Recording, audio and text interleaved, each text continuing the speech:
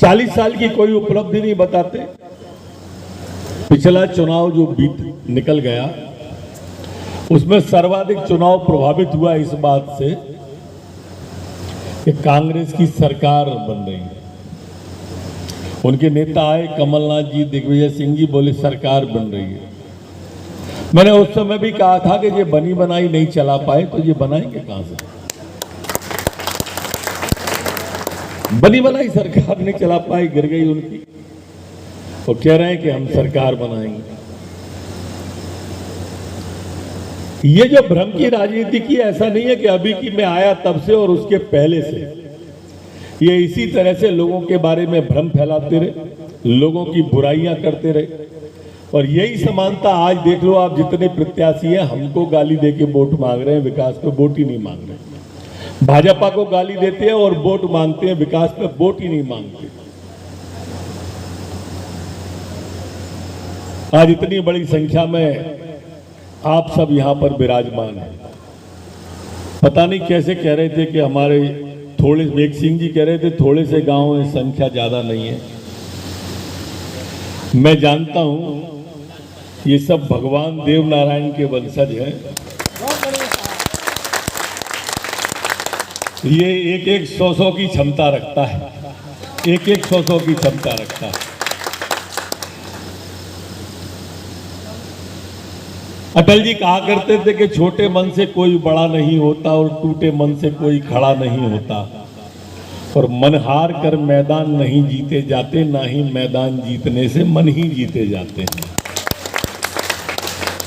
सेवा का भाव, समर्पण का भाव, त्याग का भाव जो गुर्जर समाज में देखने को मिलता है, बाकी आप देखोगे तो कहीं ना कहीं कोई ना कोई कमी मिलती है। पर सच में आप लोगों अद्वितीय हो, अद्भुत हो और अनुकरणीय हो।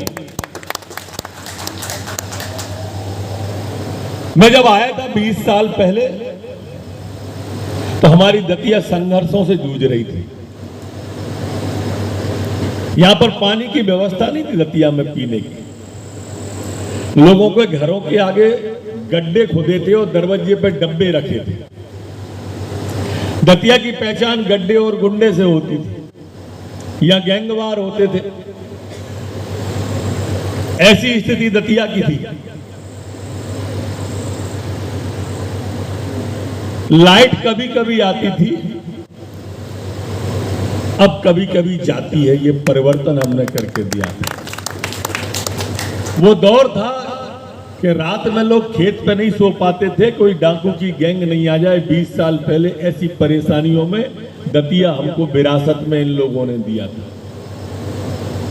लेकिन हमने पलटा किया, आज शांति का राज आपके यहाँ पर दतिया में स्थापित किया। कोई डाकू का गैंग इस इलाके में विचरण अब नहीं करता है। यहाँ का क्या, मध्य प्रदेश भर में चाहे नक्सली हो, चाहे डाकू हो, चाहे सिमी का नेटवर्क हो, सारे नेटवर्क हमने ध्वस्त किए।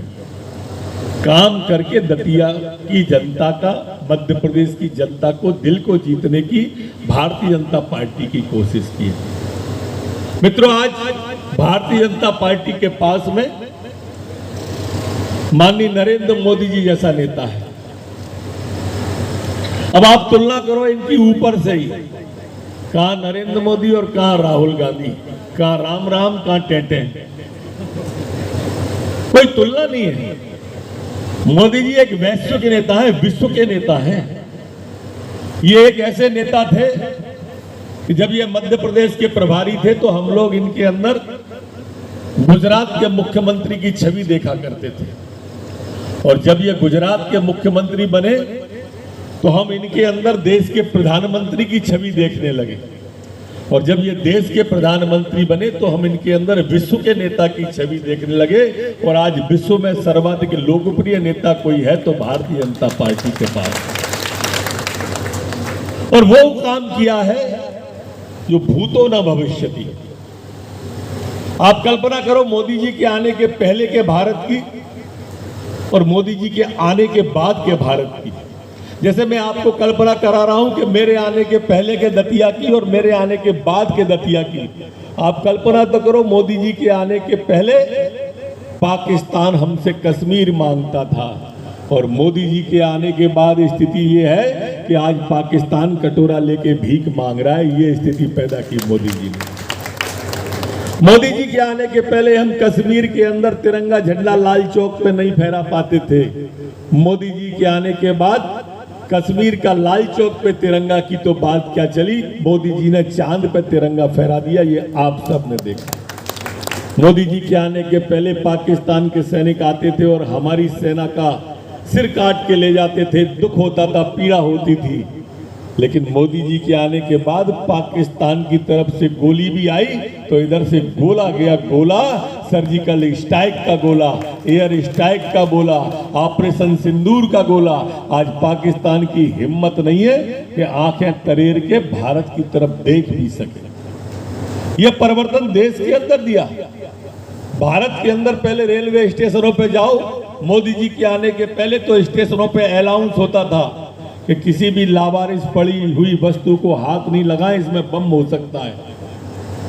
मोदी जी के आने के बाद में आतंकवादी वहीं सिमट गए, किसी की हिम्मत नहीं पड़ रही आतंकवादियों की। घर में घुस के मारा ऑपरेशन सिंदूर में आतंकवादियों को कश्मीर की घटना के बाद। ये काम करके दिया। धारा 370 हटा के दी, 35A हटा के दिया, CAA ला के दिया आपके सामने। आज ये स्थिति हुई है, रोहिंग्या हो चाहे दूसरे हो, पलायन करने की स्थिति में देश से आगे पश्चिम बंगाल में भारतीय जनता पार्टी जीती तो जितने रोहिंग्या थे सारे के सारे बांग्लादेश भागते हुए आपको टीवी पर देखे होंगे, बाकी चीजों पर देखे होंगे। रूस और यूक्रेन का युद्ध हुआ और हमारे देश के बच्चे जो पढ़ने गए थे वो फंस गए रूस और यूक्रेन में। उनके बच्चों के पालकों ने, पिताओं ने मोदी जी से गुहार लगाई, बच्चे फंसे हैं, लाओ, जिंदा लाओ। मोदी जी ने दोनों देश के प्रधानमंत्री से कहा कि मैं तिरंगा लगी बस भेज रहा हूं और इस बस में हिंदुस्तान के बच्चे होंगे, मोदी के बच्चे होंगे, गलती से गोली नहीं चल जाए। और आपने देखा कि दोनों देश की सेनाओं को चीरती हुई हिंदुस्तान की तिरंगा लगी बस आ गई। किसी की हिम्मत नहीं पड़ी गोली चलाने की। हिंदुस्तान का मान, तिरंगे का सम्मान अगर कहीं हुआ तो मोदी जी के आने के बाद में हुआ मित्रों। उसके पहले तो मनमोहन सिंह की सरकार थी, पूरी की पूरी कांग्रेस और देश दोनों करा रही थी। आज भारतीय जनता पार्टी की डबल इंजन सरकार है। दतिया के नेता कह रहे हैं कि हमें जिता दो, हम दूध घी की नदियां बहा देंगे। अरे भैया, दूध घी कौन सी डेयरी से लाओगे बताओ तो सही।